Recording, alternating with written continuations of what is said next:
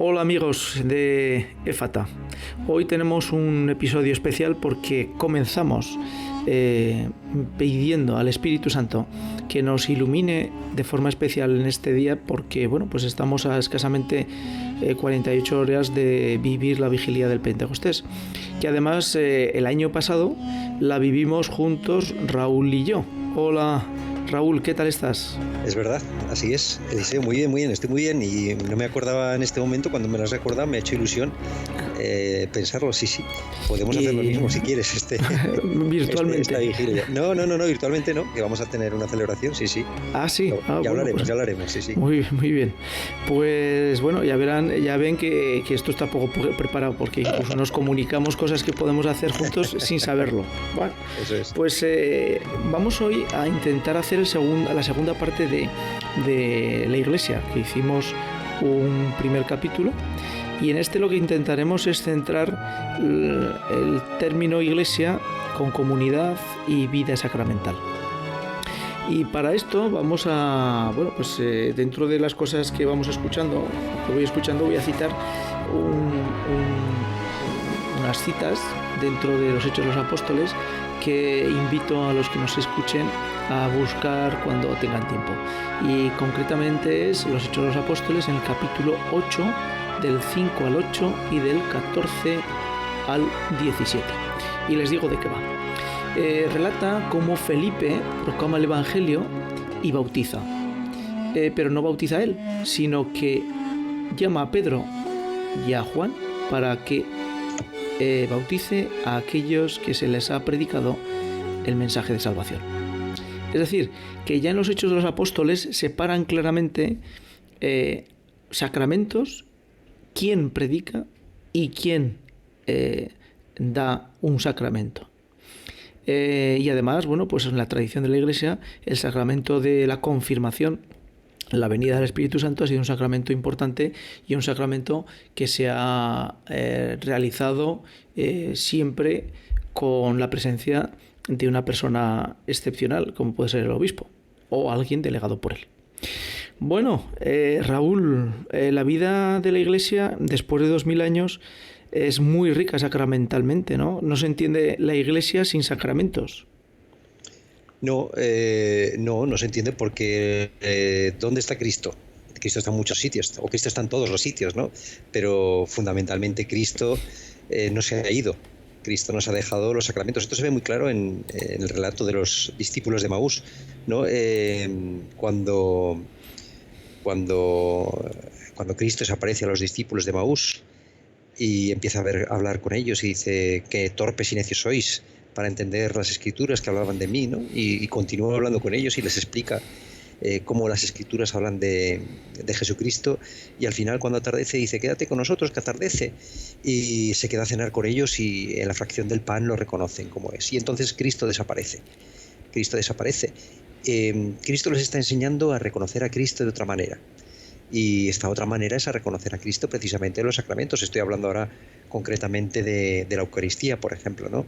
Cristo se ha quedado en la Eucaristía, o sea, Cristo está presente realmente, no es como si estuviera Cristo, es Cristo mismo el que está presente en el pan una vez sacramentado. Y Cristo se ha quedado también pues en tantos otros sacramentos, ¿no? En todos los demás sacramentos, ¿no? Que el matrimonio, que es imagen de Cristo, del amor de Cristo por su Iglesia, la confesión, en todos ellos, ¿no?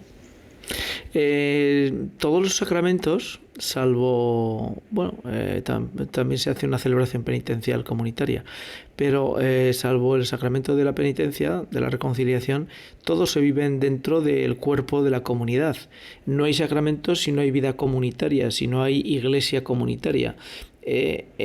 ¿Por qué la Iglesia refuerza tanto e incide tanto en la vida sacramental dentro de una comunidad? Pero es que yo, perdona que discrepe contigo, pero es que la celebración del sacramento de la confesión, la reconciliación, también es un acto comunitario. Esto es, a lo mejor cuesta entenderlo, o no sé si voy a saber explicarme, mejor dicho, pero realmente el acto de la confesión no es un acto particular. Es verdad que cuando uno confiesa sus pecados lo hace de manera personal, de manera privada, con Cristo o con el sacerdote como Cristo, pero es muy importante que uno piense que cuando se confiesa no confiesa sus pecados con el sacerdote y ya está. O sea, en el fondo esa reconciliación es con Dios y con la Iglesia, con los hermanos. Por tanto, hay un componente comunitario también. Por eso es interesante que las celebraciones penitenciales también sean celebraciones comunitarias, con confesiones particulares, por supuesto, pero que se pueda mostrar también que la reconciliación con Dios es reconciliación con el hermano. Esto, en este tiempo en el que vivimos la fe de una manera muy, muy individualista, como casi todo en este tiempo, por esta generación, cuesta entenderlo, porque nosotros decimos, bueno, yo tengo mis pecados, yo voy con Dios, sacerdote, confieso mis pecados y me voy a casa limpito. Bien, eso está bien, claro que sí, pero hay un componente importante que es fijaos, que es la ley de Dios dice, amarás a Dios como a ti mismo, o mejor dicho, ama a Dios por encima de todas las cosas y al prójimo como a ti mismo, ¿no? Va íntimamente unidos los dos. Por tanto, no puede haber reconciliación con Dios si no hay reconciliación con el hermano. Y la comunidad es imagen de eso, del hermano, del prójimo. Por tanto, esa reconciliación con Dios, por medio de la confesión, tiene que tener una continuidad en la reconciliación con el hermano. Es muy importante también, dice, cuando vayas a hacer una ofrenda, no vayas a hacerla antes de reconciliarte con tu hermano. Esto pasa en la Eucaristía. No puedes ir a comulgar si antes no estás reconciliado con tu hermano. No puedes recibir no puedes ir a confesarte, o mejor dicho, no estarás del todo reconciliado con el Señor si no estás reconciliado con tu hermano. Por eso es importante esta dimensión comunitaria también del sacramento de la confesión y en todos ellos también. En el fondo, hasta el sacramento del matrimonio, fijaos que no se hace de una manera privada, hay siempre una asamblea detrás, testigo de lo que está ocurriendo ahí, testigo de la presencia de Dios que va a hacerse morada en esa pareja, en ese matrimonio, que a partir de entonces ya no son dos, son una sola carne, ¿no? También hay una comunidad detrás. Y podríamos así hablar de todos los sacramentos, esta dimensión comunitaria. El otro día, pues haciendo unas anotaciones sencillas para preparar este episodio, pensaba en la función tan importante para el sacerdote de ser... utilizo una palabra, pero no quiero... o sea, el significado de esa palabra y la connotación que tiene no quiero que la tomemos de momento. Es decir, dinamizador de la parroquia, ¿no? O sea, no quiero que se coja la palabra dinamizador como si fuera un grupo de scouts donde el sacerdote hace dinámicas para conseguir que el grupo de scouts funcione, ¿no? No, estoy hablando de crear una comunidad que vaya creciendo espiritualmente al unísono y que esa comunidad parroquial celebre y viva los sacramentos de todos, es decir, desde los bautizos, el matrimonio, hasta las defunciones. ¿De acuerdo? Que es una situación en la que ahora que hablamos en tiempos de la pandemia esta que nos ha tocado, pues han partido miles de personas sin casi, pues muchos de ellos habrán partido sin ninguna despedida dentro de una comunidad, sin ceremonias, sin oraciones, sin nada por parte de la parroquia donde vivían o estaban.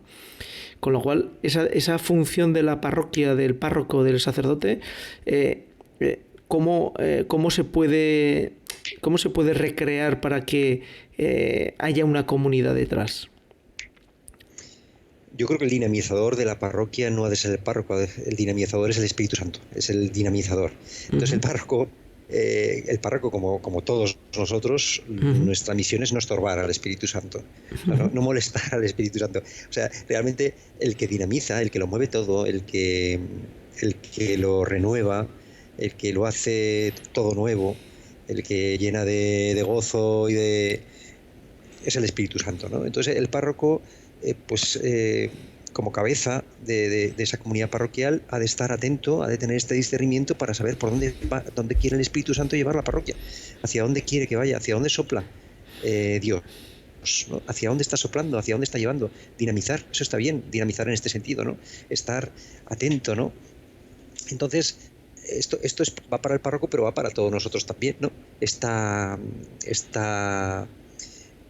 actitud de estar atento, ¿no? Hacia dónde quiere llevarnos el Espíritu Santo, y eso, y nosotros no molestar, o sea, no intervenir. Al final, ¿qué tenemos que hacer nosotros? ¿Qué tiene que hacer el párroco? Nada, no molestar, o sea, no interferir, no pensar en él, sino interpretar o ver o pedir a Dios luz para ver hacia dónde quiere que el Espíritu lleve a la parroquia, ¿no? Y esto aplica, pues también, por supuesto, a todo este tiempo, ¿no? De pandemia, cómo hacer para esto que nos han, este tiempo en el que se nos han cerrado las parroquias, que se nos ha cerrado el culto, pues cómo hacer, ¿no? Cómo dinamizar esto, cómo hacer posible que algo tan importante como es la recepción de los sacramentos no se interrumpa jamás. Y que bueno, yo creo que esta vez, pues posiblemente porque ha sido algo tan tan inesperado, tan nuevo, pues nos ha pillado, nos han pillado y nos han metido un gol sin darnos cuenta.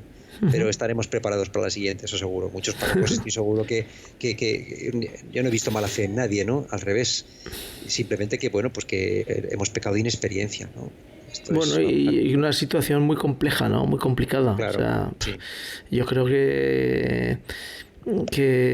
bueno, yo creo que todo el mundo hemos aprendido y sobre todo hemos tenido una experiencia clara de que nuestra vida se transforma en unos días por una circunstancia que nadie sobrevenida, es decir, que nadie podía esperar, porque bueno, pues cuando uno relee la historia se da cuenta que los acontecimientos históricos de guerras, que son los más tristes y los más duros dentro de las poblaciones y de los pueblos, pues bueno, pues siempre hay signos que muestran a la población que aquello no va bien y que la cosa no pinta y que puede ser que acabemos mal. Pero en esta ocasión prácticamente ha sido inesperado, y bueno, inesperado del todo no, porque había unos mensajes y unos avisos unas semanas o unos meses antes, pero al fin y al cabo son semanas, es decir, no son 2 años de tensiones entre un país y otro, ¿no? Como en cualquier periodo de guerras. Dando un giro a lo que estabas comentando, Raúl, y metiéndonos en lo que es la parte litúrgica de los sacramentos, bueno, pues yo he tenido la suerte de poder vivir un tiempo en Irlanda y he vivido la iglesia de Irlanda. Y bueno, pues he comprobado, como muchas veces repito, que otra iglesia es posible, ¿no? Es decir, yo había vivido siempre en la iglesia española, con sus, como les gusta decir a los obispos españoles, con sus luces y sus sombras, que es algo típico de una homilía española. Pero bueno, pues una vez que estuve implantado en Irlanda, vi que otra iglesia es posible. No porque no fuera católica y no porque los ritos litúrgicos fueran diferentes, sino porque la vida comunitaria de esas parroquias eran muy distintas a las que he vivido aquí en España. La liturgia como tal, sí, y bueno, y el camino, por ejemplo, neocatecumenal tiene una forma de expresar la liturgia muy determinada, muy especial. La liturgia, ¿cómo ayuda a los sacramentos, Raúl? Muchísimo, muchísimo. La liturgia, en toda nuestra vida de liturgia. ¿Cómo decir, cómo expresar esto sin...? Estoy pensando, por ejemplo, en la vida matrimonial, que es lo que yo vivo, ¿no? Mi vocación al matrimonio. Dentro del matrimonio hay una liturgia, hay una belleza. Incluso en el acto conyugal, hay una liturgia, hay una preparación, hay unos signos, hay una belleza. No es lo mismo unirte a tu mujer de cualquier manera que hacerlo de una manera bella, en un espacio adecuado. En la liturgia lo mismo, todo ayuda, los signos ayudan muchísimo. Por ejemplo, en la celebración eucarística, parece como que dentro de la Iglesia hubo un tiempo al menos en el que cuanto más austero fuera mejor, ¿no? Porque dice Dios o Cristo es pobre y nosotros también tenemos que ser pobres y hacerlo pobre todo, ¿no? Y entonces se ponía un mantel de cualquier manera, si podía ser rasgado y con manchas mejor porque era signo de pobreza, y si podía ser con una cruz de un Cristo, no sé, de cualquier manera, sobre todo que fuera de madera, que no fuera de oro o dorado, porque daba signo de... Todo lo contrario, no se trata de hacer ostentación ni de riqueza ni de nada, sino simplemente esto es como cuando Cristo va a visitar va a casa de aquel fariseo y llega una prostituta, seguramente sería pobre o tendría poco dinero, y derrama sobre sus pies un perfume carísimo, ¿no? Ujú. Bueno, pues es que ¿está Cristo o no está Cristo? ¿Está Cristo en el sacramento o no está Cristo? Porque si está Cristo es como cuando alguien viene a visitarnos. ¿Qué le voy a poner de comer? ¿Unos huevos fritos? ¿O le voy a coger el mejor solomillo, un buen vino, el más caro que haya? Pero no por decir es caro, sino porque por ayudar al momento del encuentro con Jesucristo, ¿no? Entonces la liturgia es muy importante, el incienso, todo, ¿no? Todo ayuda a, a la santidad, a los sentimientos de cercanía a Dios, a lo santo, a lo sagrado.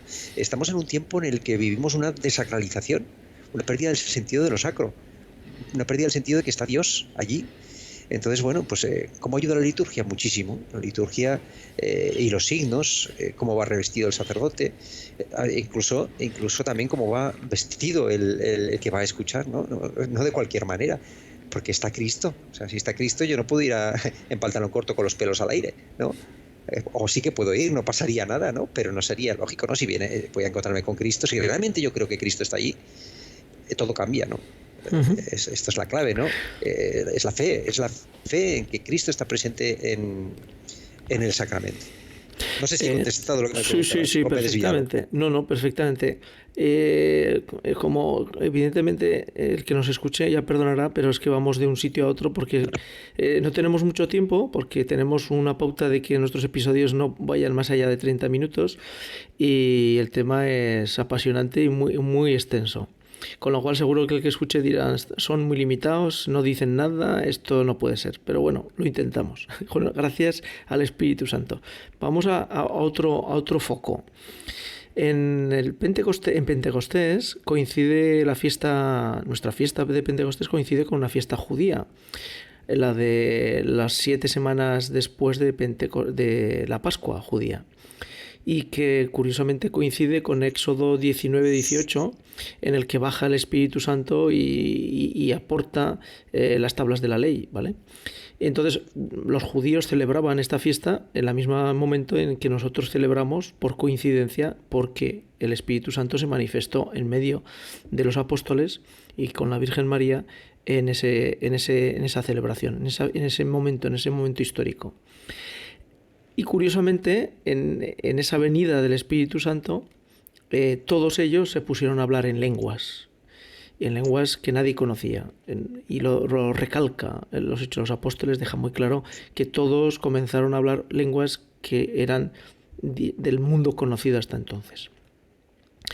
Raúl, iglesia, comunidad, iglesia en unidad, iglesia en proclamación de la palabra de Dios. Has introducido diciendo que Pentecostés coincide con la fiesta judía de Sebaot, sí. Sí, el recordatorio de la entrega de la ley, ¿no? Eso es. La entrega de la ley en el monte Sinaí. Correcto. Y nosotros en Pentecostés, ¿qué celebramos? Pues es un nuevo Sinaí. Lo que pasa es que en vez de recibir las tablas de la ley, esa ley la recibimos en nuestros corazones, ¿no? Como dice el profeta Ezequiel, ¿no? Inscribiré en vuestro pecho, en vuestro corazón, la ley de Dios, ¿no? Y tener la ley de Dios en nuestros corazones es tener el amor de Dios en nuestros corazones. La ley de Dios es el amor. El amor de Dios es tener al mismo Dios. Por eso dice Cristo, os conviene que yo me vaya, porque si yo no me voy no vendrá el Espíritu Santo, el Paráclito, en el que ya no viviré con vosotros, sino viviré en vosotros. O sea, el Espíritu Santo hace que Cristo ya no viva entre nosotros, sino que viva dentro de nosotros.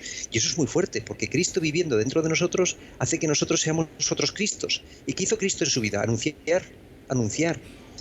Eso es lo que hizo Cristo en su vida. Si Cristo vive ahora dentro de nosotros, nuestra vida ha de ser un continuo anuncio, un continuo querigma, un anuncio de la salvación, un anuncio como el mismo anuncio que hizo Cristo, como decíamos antes a los discípulos de Emaús.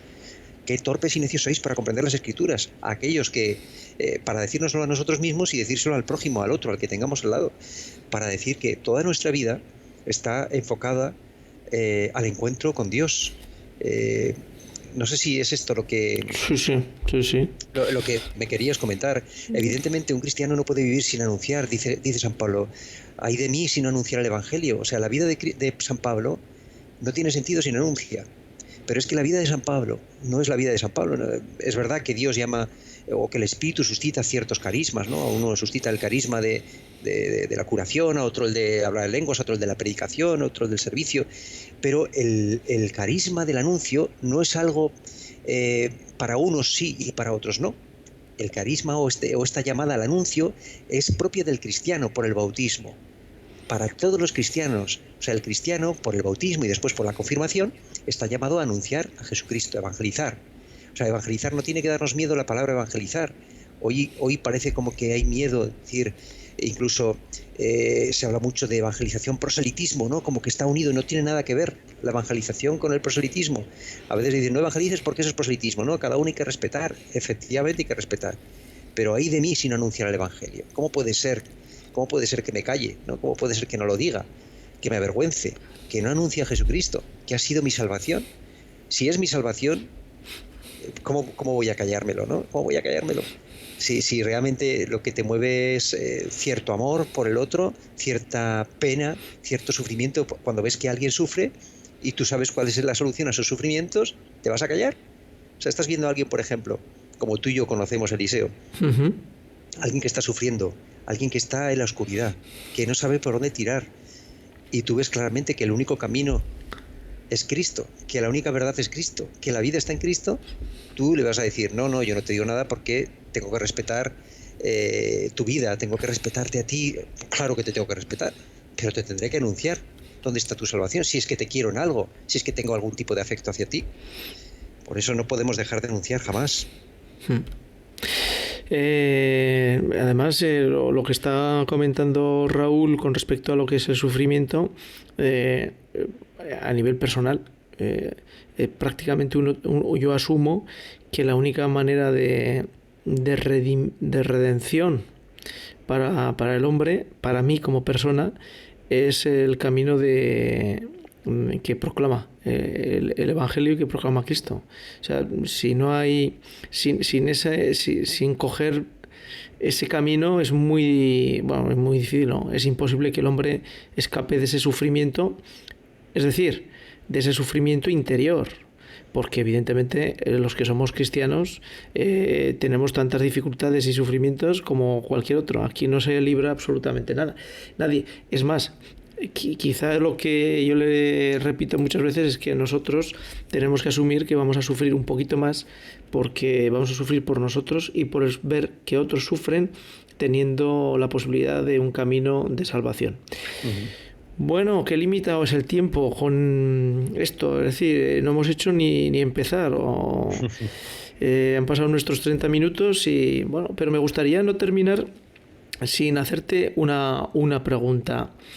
Bueno, pues porque de alguna forma tú tienes una situación privilegiada al ver tus 9 hijos, cómo van creciendo y cómo se van desarrollando, ¿no? ¿En qué medida tú pones el Espíritu Santo pones el Espíritu Santo en medio de tu familia, y en qué medida pides al Espíritu Santo por tus hijos para que les ayude y les asista? Pues ¿qué medida? Pues en toda la medida. Hay una forma muy fácil de reconocer que Dios existe, y es, por ejemplo, entre otras muchas, tener 9 hijos. O sea, claro, hay muchas otras, no digo que sea la única, evidentemente, ¿no? Pero humanamente a uno le supera, ¿no? Tener 9 hijos. O sea, no está el mundo fabricado, ¿no? Decir fabricado queda muy mal, ¿no? No está el mundo preparado, no está el mundo acostumbrado a este tipo, ni nadie nos ha enseñado. Yo no he visto esto tampoco, yo no he tenido una familia numerosa, esto es algo nuevo para mí. Entonces, ¿quién ha sido mi dinamizador, como decías tú antes? ¿Quién ha sido mi maestro? ¿Quién ha sido el que me ha enseñado cómo hacer, cómo obrar, cómo hacer con cada uno? El Espíritu Santo, ¿no? Porque yo descubrí una cosa, es que cuando se proclama el querigma de Jesucristo, muerto y resucitado, esto confiere un poder. Yo he sentido un poder, pero un poder misterioso. No es un poder como el poder que podamos pensar, ¿no? Es el poder del que hablaba San Pablo, de cuando soy débil entonces soy fuerte. Este poder yo lo he experimentado. En mi debilidad me he sentido fuerte. He sentido que no era yo. O sea, yo he sentido que Dios me decía, tú, Raúl, yo te quiero mucho, eres mi ojito derecho, pero tú no tienes fuerza para sacar adelante esta familia, déjame a mí, yo soy el que tengo poder. Y tú tendrás poder si estás unido a mí. Esto lo he sentido yo en mi familia, este poder, ¿no? Yo he sentido una especie de onda de frecuencia en la que a veces era yo el que hablaba y como que no era yo el que hablaba. Digo, ¿y esto porque luego mi mujer me ha dicho, oye, qué chulo eso que has dicho, eso está muy bien eso que le has dicho a este hijo. Y yo digo, anda, pues no he sido muy consciente, ¿no? Ha sido como una interferencia, ¿sabes? En la radio a veces que se mete una voz, como si una onda distinta de frecuencia se introdujera dentro de mí, que me llevara a hacer o decir ciertas cosas que no son propias de mí. Bueno, pues esto lo he experimentado, estas emociones, esta fuerza, estas convicciones a veces extraordinarias, en las que he distinguido claramente que no son mías, lo he experimentado dentro de mi familia. Y es lo que, ¿en qué medida ha estado presente el Espíritu Santo? Pues en toda la medida, ¿no? He experimentado también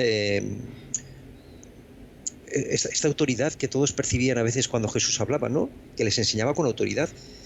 Y esa autoridad que evidentemente no sale de mí, porque mis hijos me conocen mis pecados, mis debilidades, y si fuera por eso, pues no tendría ni que escucharme, dirían, pero este que me está diciendo, fíjate cómo es, qué perezoso, qué gandul, qué golfo, ¿no? Y este me está diciendo ahora. Sin embargo, en el momento en el que he puesto delante a Dios, que hemos rezado, que hemos invocado al Espíritu Santo, he sentido también esta autoridad, que no es mi autoridad, es autoridad de Cristo resucitado, ¿no?